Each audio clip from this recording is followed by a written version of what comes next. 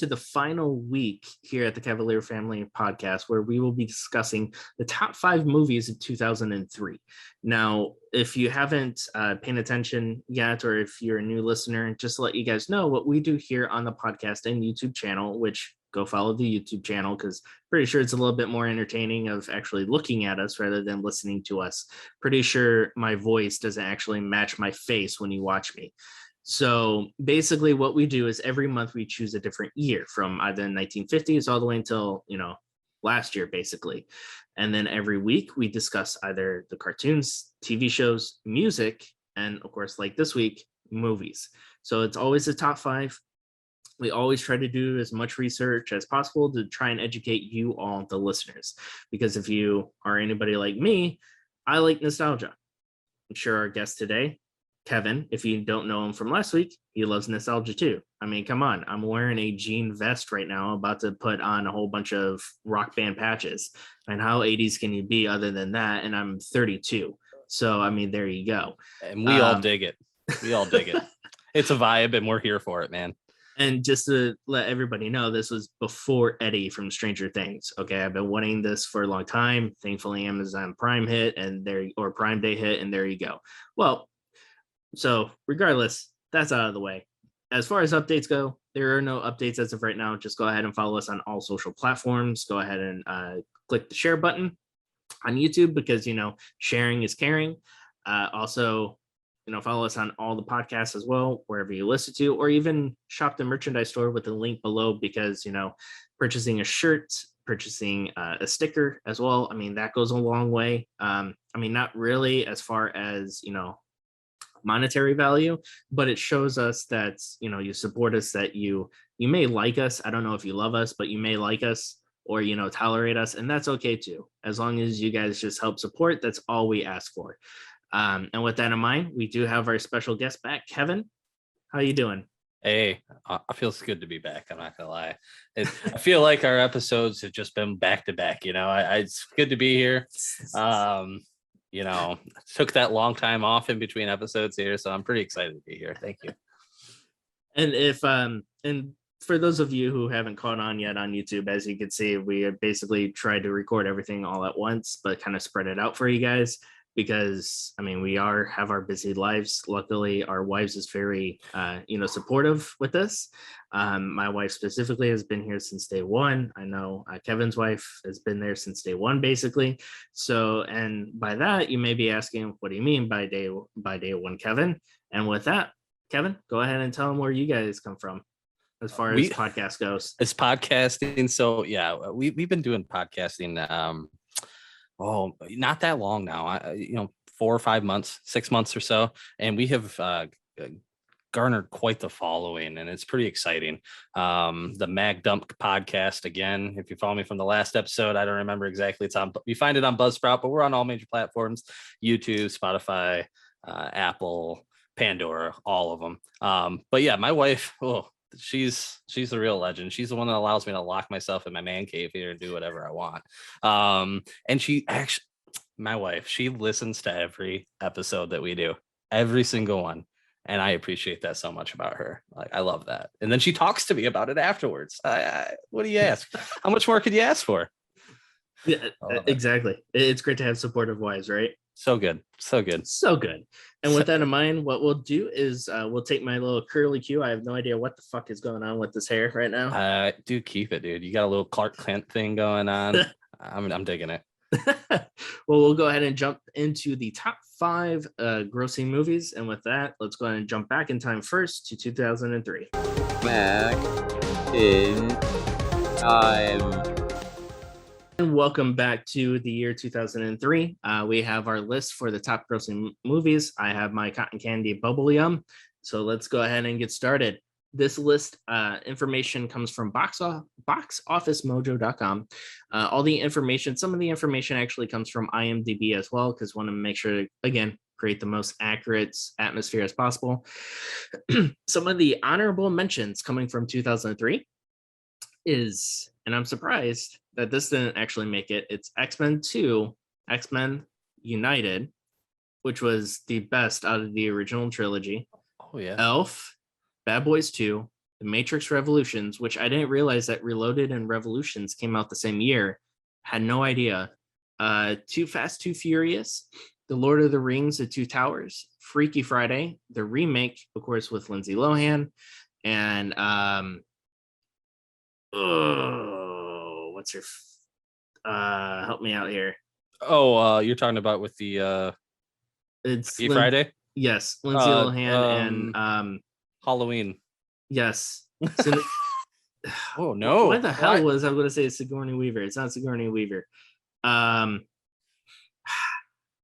this is embarrassing, right? I feel like we had the same situation happen on the last episode. We absolutely just flopped on something.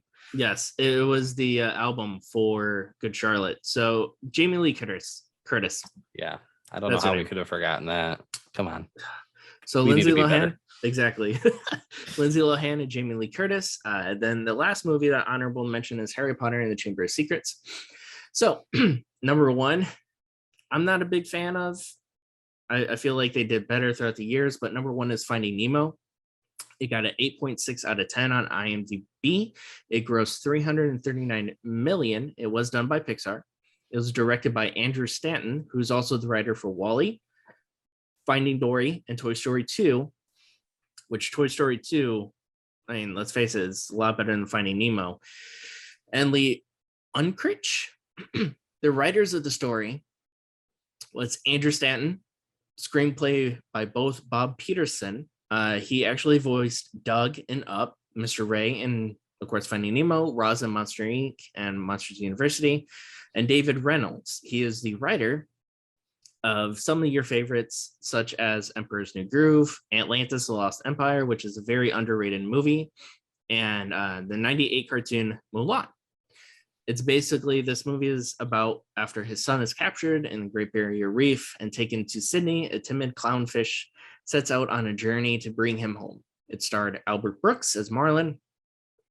Everyone knows of Ellen DeGeneres, or as we all know nowadays, she's not no generous anymore, as Dory, Alexander Gold as Nemo, and William Dafoe as Gil.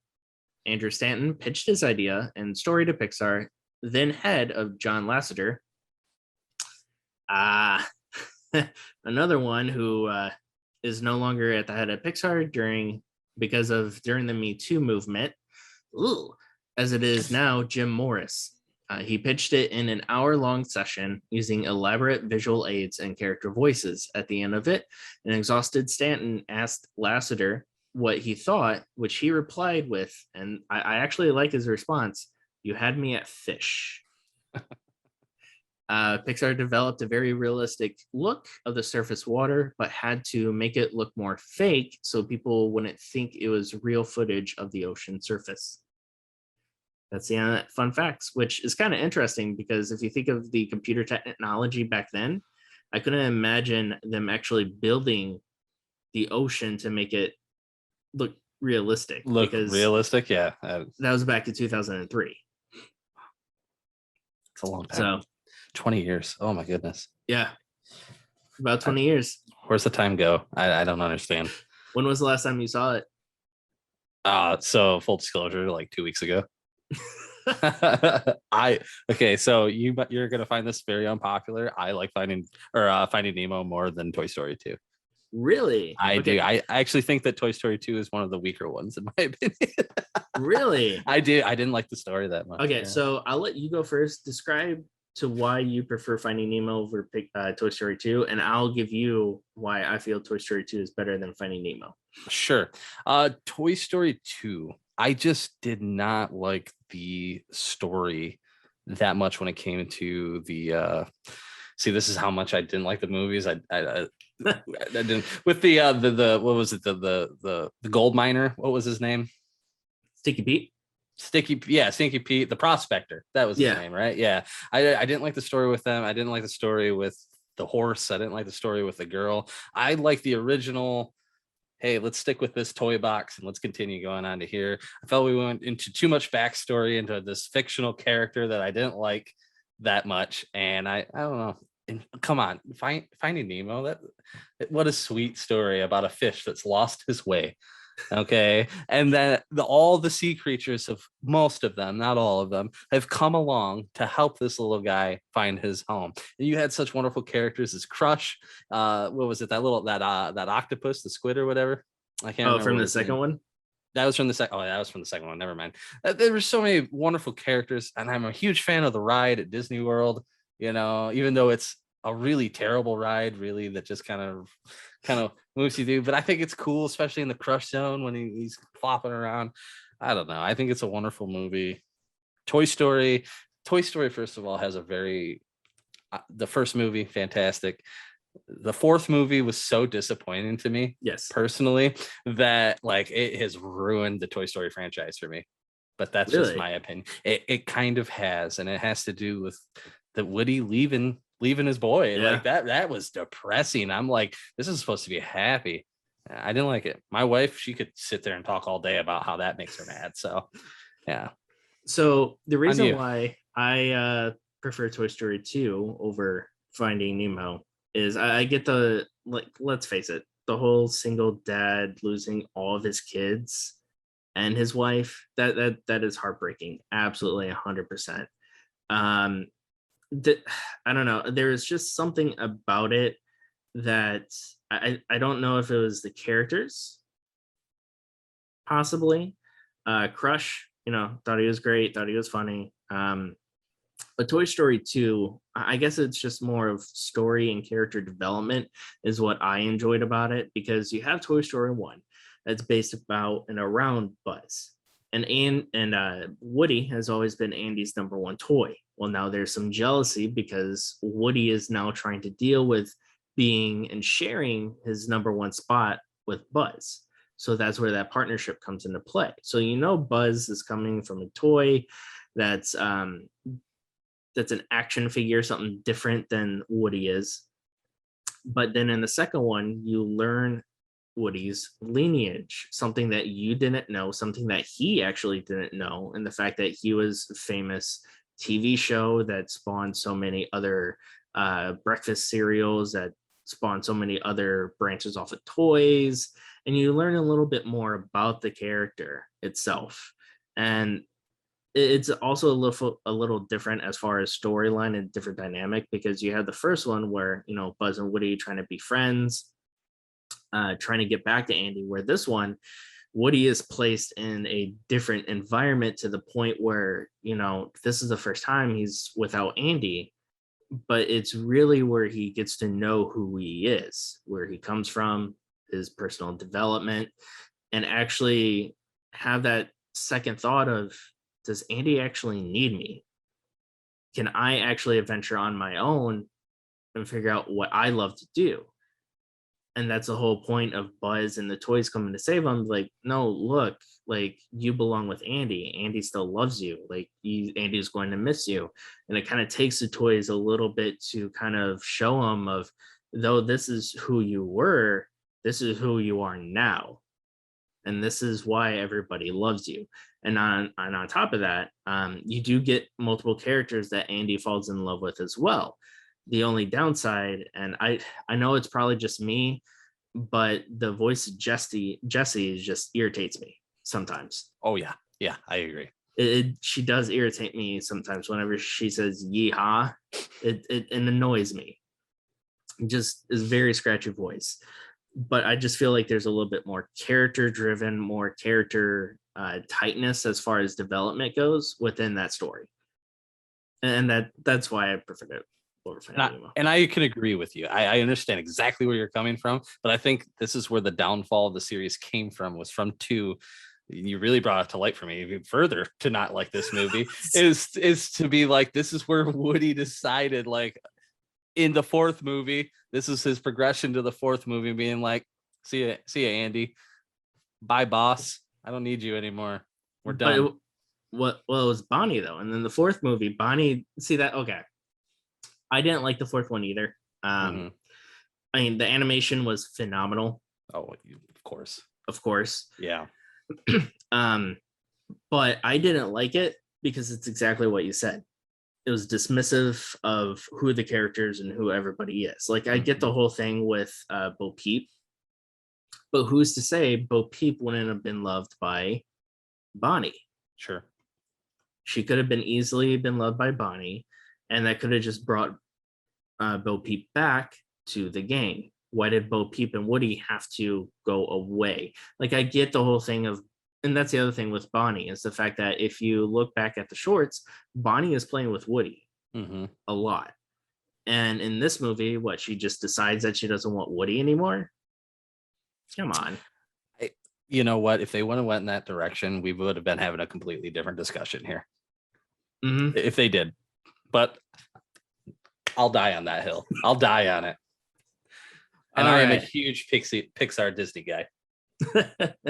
So it looks like number 2 is Pirates of the Caribbean, The Curse of the Black Pearl. It scored an IMDb score of 7.6 out of 10. It grossed $305 million by Walt Disney Studios. It was created by Gore Verbinski. He was the director of Rango, A Cure for Wellness, and The Lone Ranger. The writers was Ted Elliott. He also wrote Shrek, The Lone Ranger, and all the Pirates movies, actually. Terry Rossio.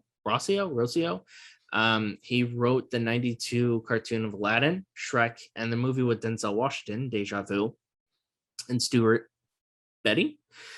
It's basically about blacksmith Will Turner teams up with a was I about to say sectric?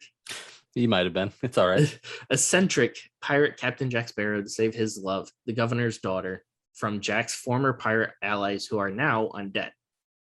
Starred Johnny Depp as Jack Sparrow, Jeffrey Rush as Barbossa, Orlando Bloom as Will Turner, Keira Knightley as Elizabeth Swan, Jack Davenport as Norrington, and Zoe Salonda as Anna Maria. Now, the difference between this list and the cartoon list is the fact that you get to see their faces, so everybody knows who the actors are, unlike the cartoons, where not a lot of people knew who Tara Strong was until, I went all ahead and I described to you guys exactly what other shows she was on, like Bubbles from Powerpuff Girls, or James Arnold Taylor, who voiced of Obi-Wan in the Clone series, who did Leo in the 2003 All Grown Up series for Rugrats. So that's kind of why I'm kind of just describing it, not giving movie backstory, because guys can easily find it on IMDb. I, for one, feel that Pirates of the Caribbean was one of the most metal movies that Disney came out with. Like, the only other metal movie that Disney has ever created besides Black Cauldron, and you may laugh at this, was Bedknobs and Broomsticks. And I say that because what other Disney movie has a whole bunch of knights armor fighting Nazis? I can't think of one there, Todd. I can't. You got me on that one. There you go. Yeah, there fair you go. enough. And this one is about undead pirates. Amazing. I love this movie. I just watched this about 2 weeks ago myself as well. I love the Pirate series. I'm one of those guys that didn't realize, and I don't know how many of the people in the audience are not going to realize this too, that this movie wasn't actually, it was based on a ride at Disney. The Pirates of the Caribbean ride. Pirates of the Caribbean ride, right? And I didn't know that until I got older, and I just found that so backwards to anything that I've ever known in my life, at that point in time. There is just no Disney movie like Pirates of the Caribbean, the whole series, realistically. They really went to that edge as far, I think, as Disney could take an edge. Yeah. Without going over, essentially. The who they got to play these characters. I mean, Jack Sparrow. I mean, come on, Johnny Depp. I mean, in his prime, doing what Johnny Depp does best and enveloping a character and making him something that there isn't a person alive that doesn't know who Jack Sparrow is. Yep. And can't do a little bit of an imitation of who he is, Is the rum gone? How many times have we all said that in our life? My wife says it constantly about anything. As the rum always gone. Yeah, it's amazing. Amazing movie. Orlando Bloom, Keira Knightley, come on. Like, what a gorgeous woman. And I have had a crush on Keira since Domino. And I it's Domino? Domino. Was that before or after? I'm pretty sure that was after, because that's when she shaved her head, right? Oh God, then I'm dumb. That's on me. What? I've had a, I don't maybe I don't know. Because wasn't because that's the one where 2003. No, you're right. I think you're right. I've had a crush on Keira Knightley before this, and I can't remember where it is then. because I could have swore that she actually shaved her head. Or no, she didn't shave it. She cut it very short. Kind Which of is very short. G.I. Jane-ish. Gia Jane for Demi Moore, she shaved all of it. Yeah. So I'm gonna take back my statement, because since I'm 2 years off on that statement, I think Keira Knightley must have been where I really in Pirates of the Caribbean, the original, this must have been where I really took on. I mean, I was a 15-year-old guy. I mean, gorgeous English woman. I mean, how can it's amazing. Exactly. And the characters, the story, it doesn't get any better than Pirates. Right. And not only that, but if you think about it, think of all the movies that are based on the attraction now, not Pirates of the Caribbean, but Haunted Mansion with Eddie Murphy. It was a great movie, didn't make it. Mm-mm. You had let's see, what other, I think that was really the only other one, right? Because of course Jungle Cruise came out with a rock and that gained success, but not like Pirates of the Caribbean. Nope. And it was a good movie. I enjoyed Jungle Cruise very much. Yeah, I mean, Pirates of the Caribbean, a lot of people are like, well, the fifth one's not that great. Which, I can kind of understand, and how Will gained his what was it? The ship, because he stabbed Davy Jones's heart. He then became destined on the ship, so you don't really see him anymore. But the way that I took it is anything after 3, you kind of have to take it as its own movie and not really a sequel. Because if you take it as a sequel, then you're just going to be disappointed. Because it was the one where Looking for the Trident, and it's Will's son. You kind of have to look at it in its own light as an own movie. Otherwise, you're going to be disappointed. And even the one before that, if I'm not mistaken, because that was the 5th one, wasn't it? Or was that the 4th one? I think that's the 4th one. Is that the 4th one? Okay.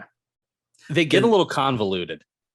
There's a point, if you try to watch them and think of them as a series, that's where the convolution comes in. I think you're spot on with that. Yeah, and I feel like if they didn't make 2 and 3 like a sequel, like 3 was a sequel to the second one, which was a continuation of the story. Sure. I don't know. I think they try to do like what a lot of movies do, like for example, Twilight, Breaking Dawn 1 or 2, Harry Potter, Deathly Hallows 1 and 2. And I feel like they try to make this into 1 and 2, but they could have easily made it into possibly like a 3-hour movie and it would have been fine. I agree with that. I do. I never thought of it that way. I agree with that completely. And they could have made the 4th one a 3rd one, and then that would have been fine. That would have been a perfect, it wouldn't be like a swan song to the series, because I mean, so far the swan song to the series that I've seen is Top Gun Maverick. But even with that, like I just feel, that it would have fit a little bit better. But I mean, of course, you have people who would disagree with me, and I, of course, understand that, because they may just love all of them. But I mean, that's my thoughts. I think it's great. Anyways, I don't care what anybody else says. Those are amazing Disney movies. Those are probably the most amazing live action Disney movies that have ever been created. Exactly. And justice for Johnny. I agree. Number 3 was The Matrix Reloaded, 6.8 out of 10 on IMDb. It grossed $281 million by Warner Brothers, created and written and directed, and formerly known as the Wachowski brothers, but now the Wachowski sisters, Lana and Lily Wachowski. Other than Lily not partaking in the Matrix Resurrections, they've done Jupiter Ascending, wrote Cloud Atlas, wrote 2008 Speed Racer, and also wrote V for Vendetta. Basically in the movie, I mean, I don't know who doesn't know this movie already, but freedom fighters Neo, Trinity, and Morpheus continue to lead the revolt against the machine army, unleashing their arsenal of extraordinary skills and weaponry against the systematic forces of repression and exploitation. Starred Keanu Reeves as Neo, Lawrence Fishburne as Morpheus, Carrie Ann Moss as Trinity, and Hugo Weaving as Agent Smith. One fun fact, fight sequence between Neo and Smith, including all of his clones, took 27 days to fully shoot. Sean Connery was originally picked to play the architect, but turned it down because he had no idea what the concept of the movie was. Connery mentions this in an interview for the League of an Extraordinary Gentleman. 97% of the material for the film sets, which is kind of cool actually, were recycled and sent to Mexico for building low-income housing. Oh wow, that's amazing. Right? That's the way it should be. Let's be honest.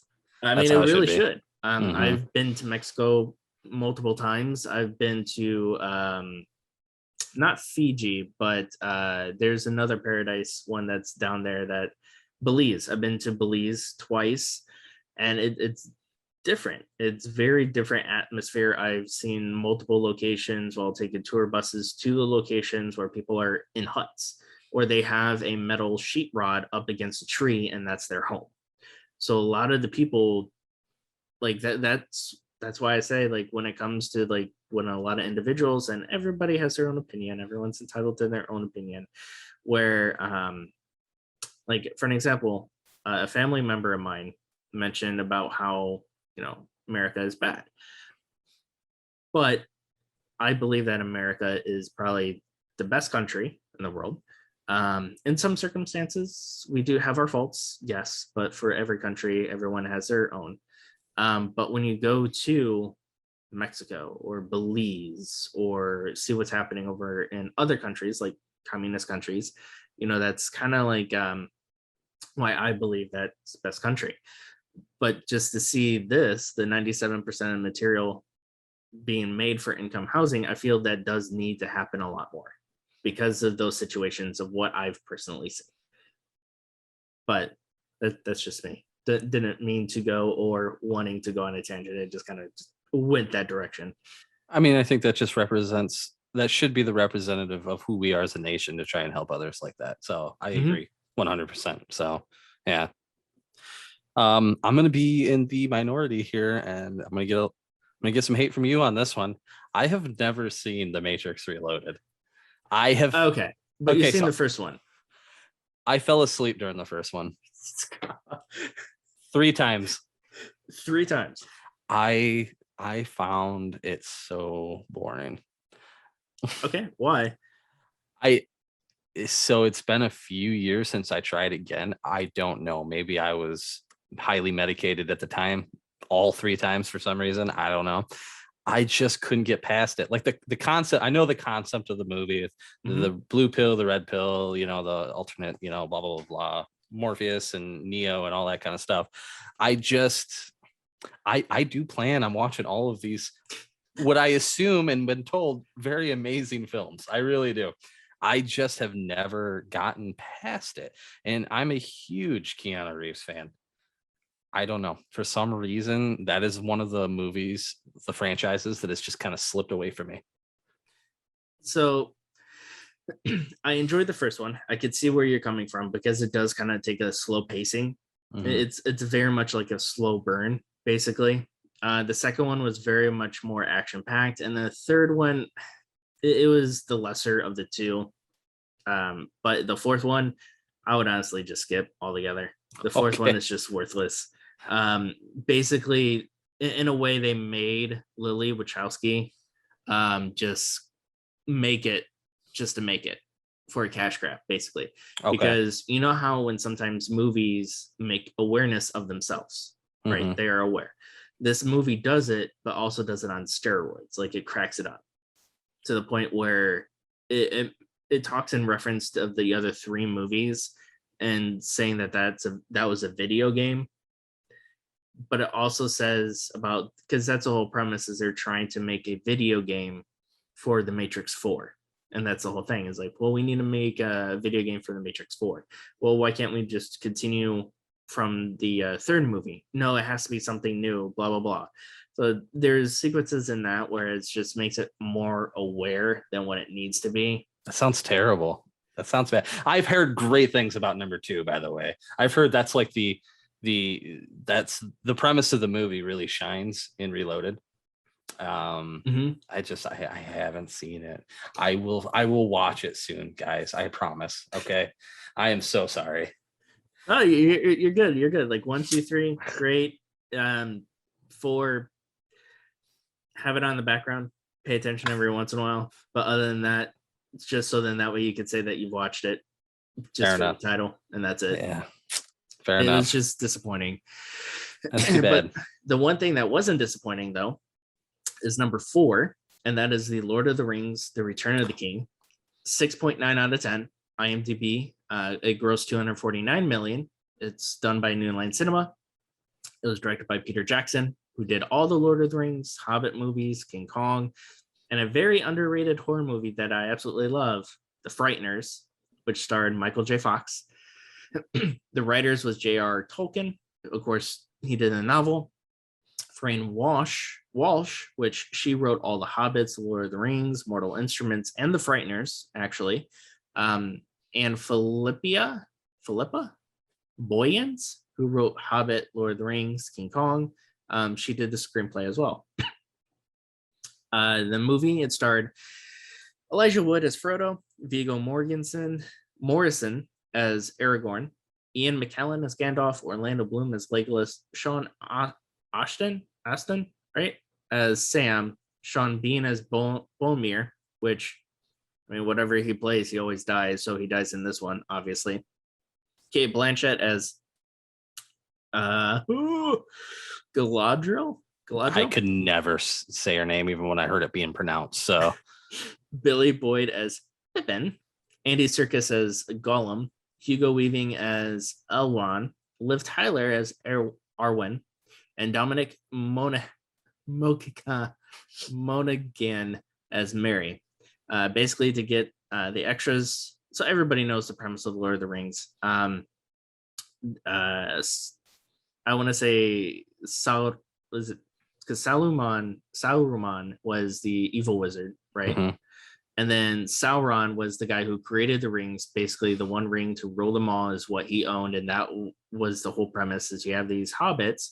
Let's face it, it was a family burden brought down from Frodo's uncle who stole the ring. So now Frodo has to go take it back because the only location where it can be destroyed are in the volcano found in Mordor, which of course is filled with orcs and stuff like that, big battle sequences.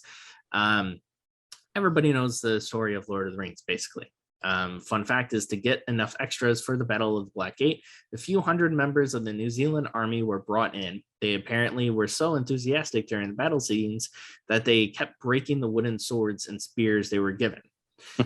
Which, I mean, if I was a prop master, I'd be kind of pissed. Like, stop breaking the swords. Be a better prop master.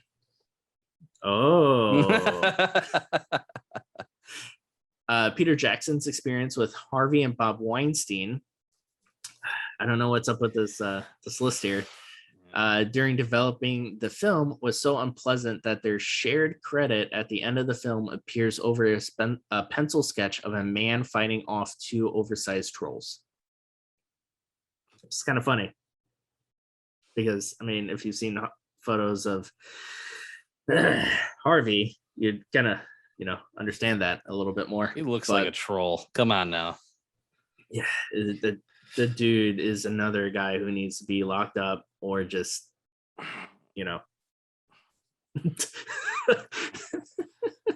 that whole gesture. So with that, I mean, you've seen it, right?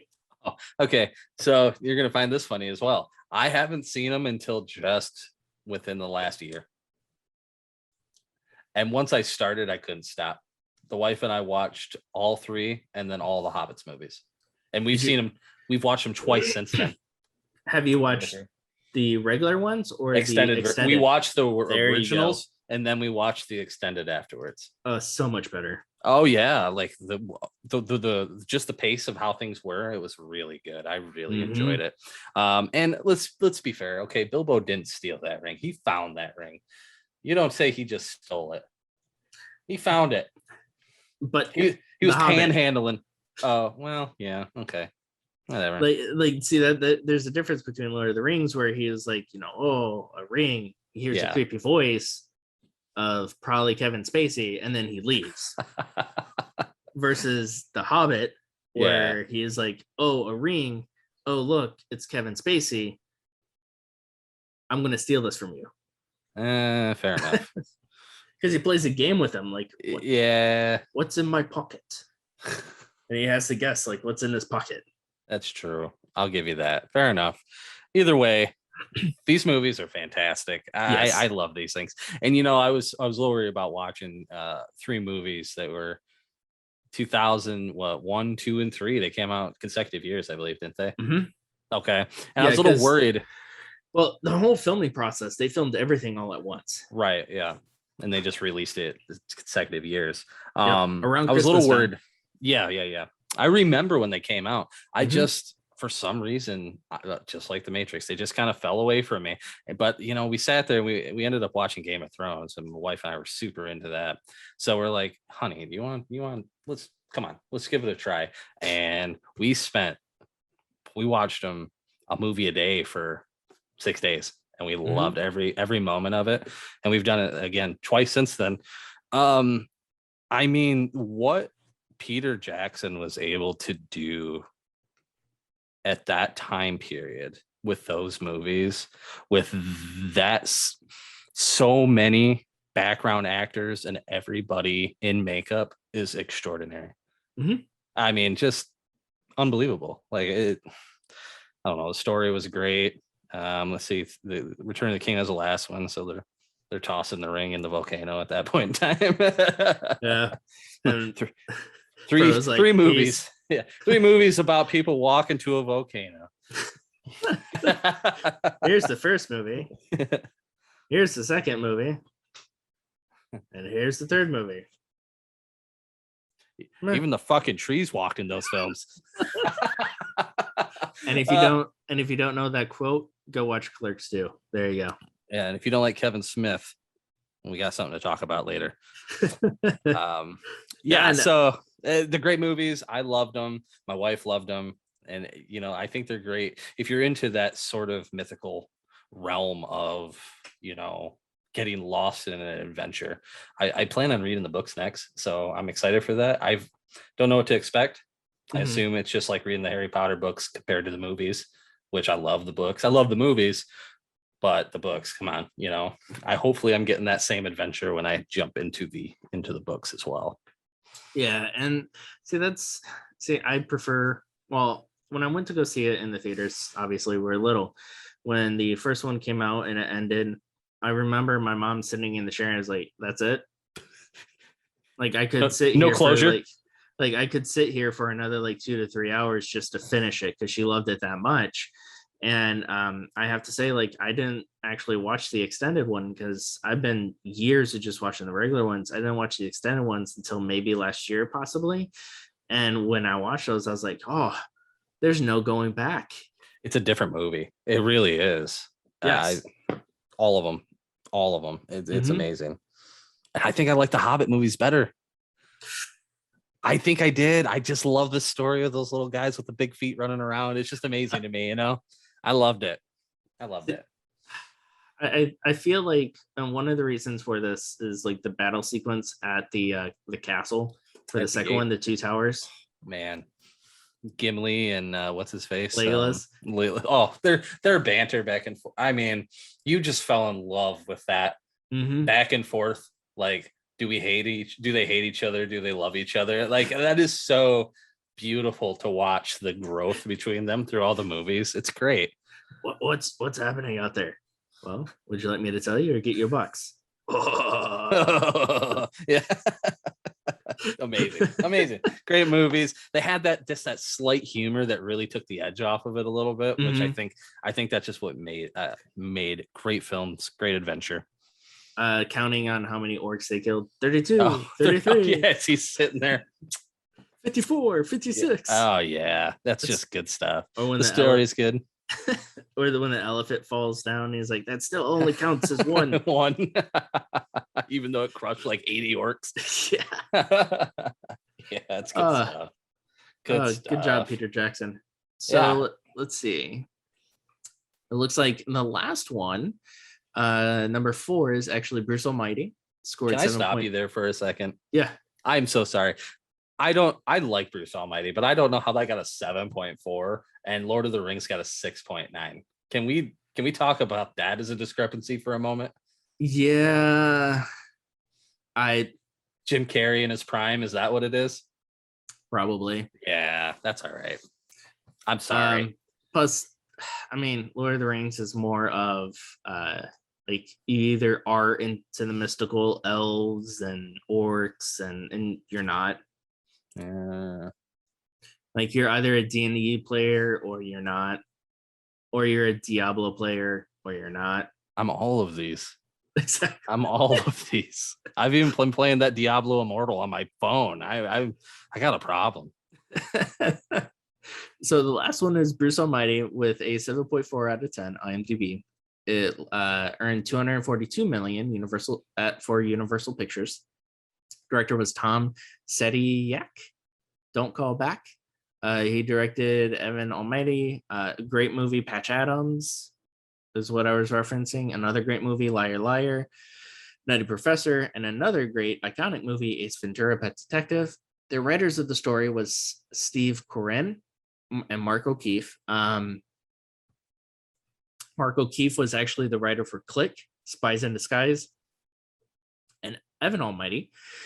Screenplay, the screenplay was done by Stephen Odekert. He actually has done actor for Kung Pao. So if you remember Kung Pao, Enter the Fist, he was also did a lot of like thumb wars or thumb based stuff where it was very I don't know, it was like very early 2000s. A lot of people know him. Well, you either know it or you don't know it. Did you ever watch Kung Pao? I'm aware of it. I've never watched it. And the ridiculousness of it. Basically what they did was they took a old Chinese or Japanese movie, and they CGI'd Steve Odekert into the movie. Okay. And the bantering back and forth is I can just imagine it immediately. I'm into it. I want to see it. So especially if you like dirty humor in some cases too. Yeah. And basically the whole dialogue is exactly what you see in like the old Godzilla, where they just talk like that. The mumble talk, the mumble talk, or like the word or the mouth is moving, and they may just say okay, even though they lasted like a whole minute just mouthing something. So it's very much like that. Basically, there's one sequence in there where a CGI cow, he's in a fight with a CGI cow. I have seen this movie. Okay. And yes, the cow, I have seen this movie. Yeah, and the cow like shoots its milk out of its udders, and he does the Matrix trying to like escape the milk. Yeah, I knew that reference from the Matrix though, so everybody knows. I know about that. Okay. All right. The bicycle kick and the back with the bullets flying over. I know things. I just want you guys to know that. Thank you. So basically, Bruce Almighty is about a guy who complains about God too often and is given almighty powers to teach him how difficult it actually is to run the world. It starred Jim Carrey as Bruce Nolan, Jennifer Aniston as Grace Connolly, Morgan Freeman is playing the character God, Catherine Bell as Susan Ortega, Lisa Ann Walter as Debbie, Steve Carell as Evan Baxter. Basically, a fun fact for this is Egypt actually banned the film for its sacrilegious content, which I can kind of understand. At one point, Jennifer Aniston was shooting this movie, Friends, and Along Came Polly all at the same time. And another cool thing, especially if you know, of course, a little bit of the Bible, the address for God's company is 77256 23rd Street, which is actually spells Psalms 23 when dialed on a phone. Psalms 23 contains the famous lines, "The Lord is my shepherd," and "The Lord is my shepherd. Damn it, my mouth. I shall not want. And though I walk through the valley of the shadow of death, I will fear no evil, for thou art with me," which expresses the Christian theme or universal trust in God. So Sure. I didn't know that. That was kind of interesting. Little Easter egg. Yeah, little Easter egg there. And who knew Universal could get a little religious there? I prefer Bruce Almighty over Evan Almighty, though. Tenfold, 100%. And don't get me wrong, Steve Carell is an amazing actor. I just they just try to squeeze too much juice out of that orange when it came to it. Like they were fine with the first one. And I actually quote this movie quite often. Talking about God's a mean kid with a magnifying glass on an anthill. He could help me any day if he wanted to, but he'd rather burn my feelers off and watch me squirm. I love that movie. I think one of the best jokes ever told in a movie is when Jim Carrey is with Jennifer Aniston in the car, and she talks about him giving blood, and she's like, what type of blood do you have? He's like, IV positive. And she looked at him. He's like, IV positive, you ain't sticking me with no needles. I think that is an amazing joke. Are you kidding me? Come on, that's great.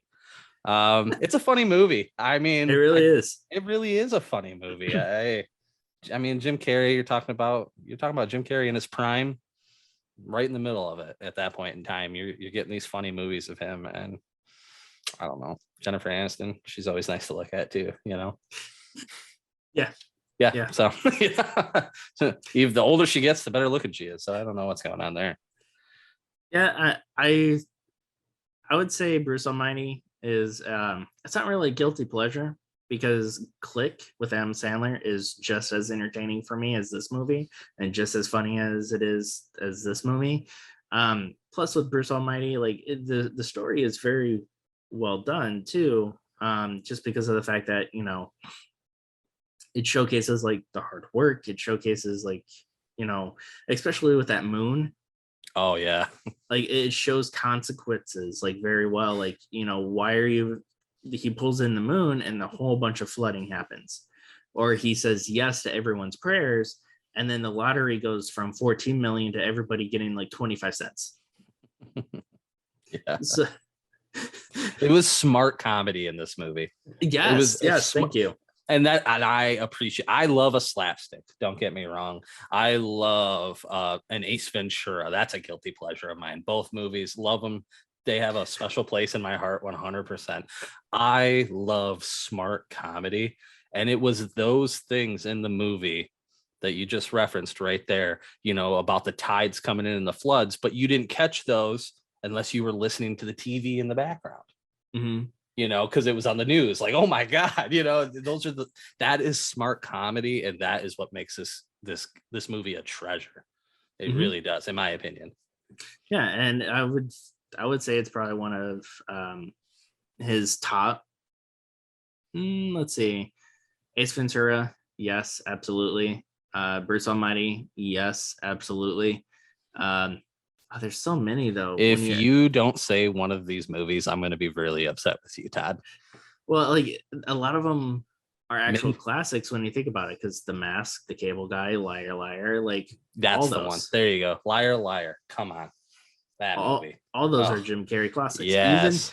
Even some of the stuff that he's done that's more serious role. Like for an example, a lot of people hate on it, but I actually enjoy the movie 23. I was just about to you guy. I was just about to say it. That was a good movie. That was actually an entertaining movie, and because you can't really take it on its on the presence of like a Jim Carrey movie. Right. You kind of have to look at the storyline of the guy is like clinically insane. Like obviously I can't say clinically because I am not the therapist here. You are. But yeah, the dude was insane.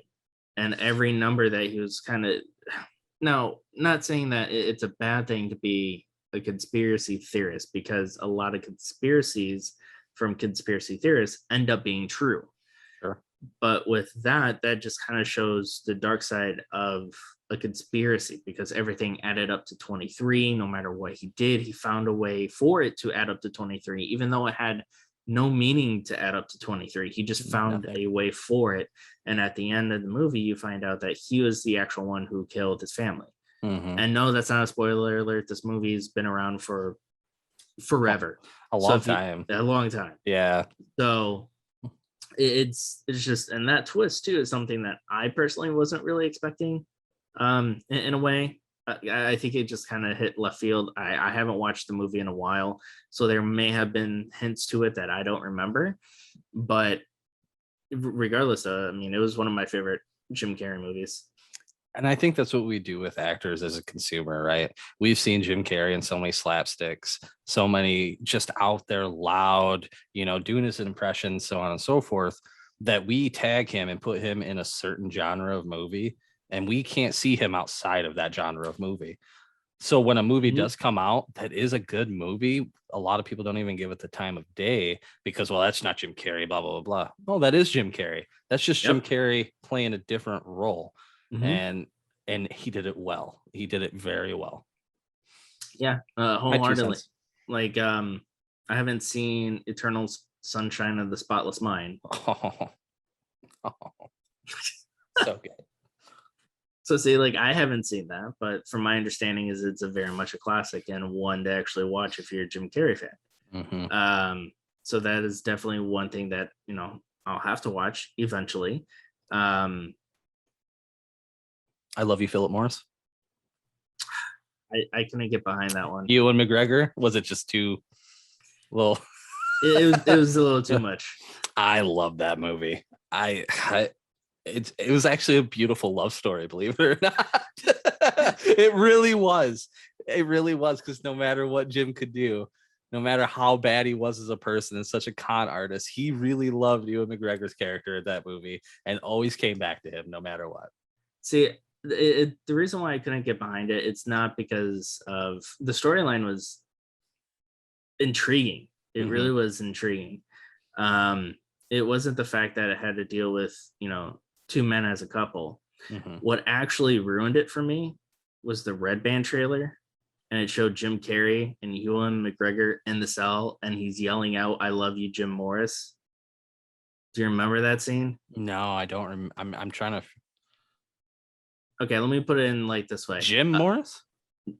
Wasn't Philip Morris? Philip Morris? Yeah. Yeah. Okay. It was Ewan McGregor yelling out, "I love you, Philip Morris." Okay, I don't remember the trailer, and I don't remember this. I don't remember that scene. It happened in a jail cell. Okay, I probably do. But what drove you away from that? That's what I'm intrigued by. It ruined Obi-Wan. Yeah, okay, fair enough. Okay, it did. We'll leave it at that. It did, because if you watch the Red Band, it ends with that scene, and like throughout the trailer, I was like, oh, okay, interesting concepts. Haven't seen it in that light as far as Jim Carrey goes and playing those roles, and then it ended up being in that scene, and I mean, Ewan McGregor is getting it. Let's just put it that way. So Obi-Wan was getting it, is what you're saying.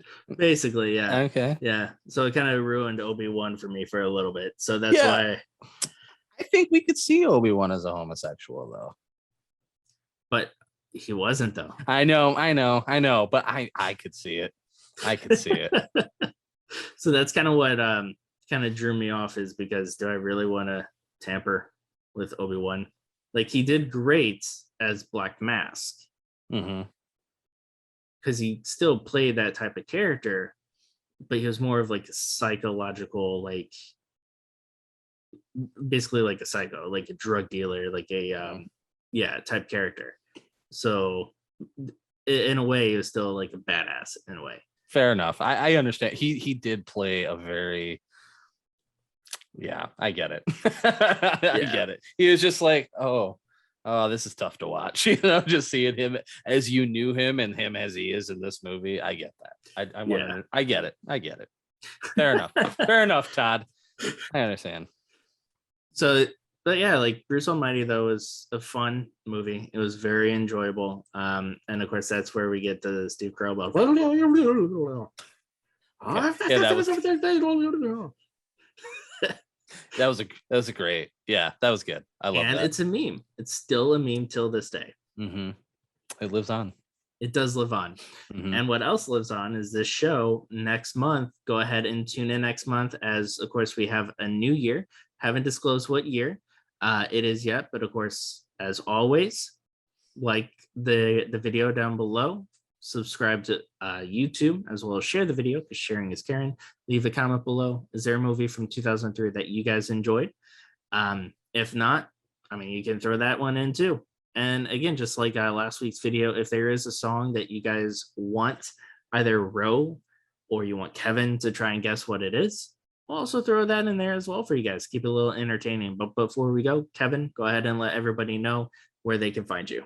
You can find me, and again, can't remember exactly the formation of it is, but if you look up the Mag Dump podcast and Buzzsprout and you put them together, you'll find us. We're on YouTube, Spotify, Apple, Pandora, anything that you could possibly listen or watch, we're there. And we have pretty in-depth conversations about what's going on in the world, gaming, just off the cuff. Hey, come get it, and we're here for it. But I do really enjoy the structure of this show. I want to admit that. I do. I really do. It's a nice reprieve from everything else. I tell you that.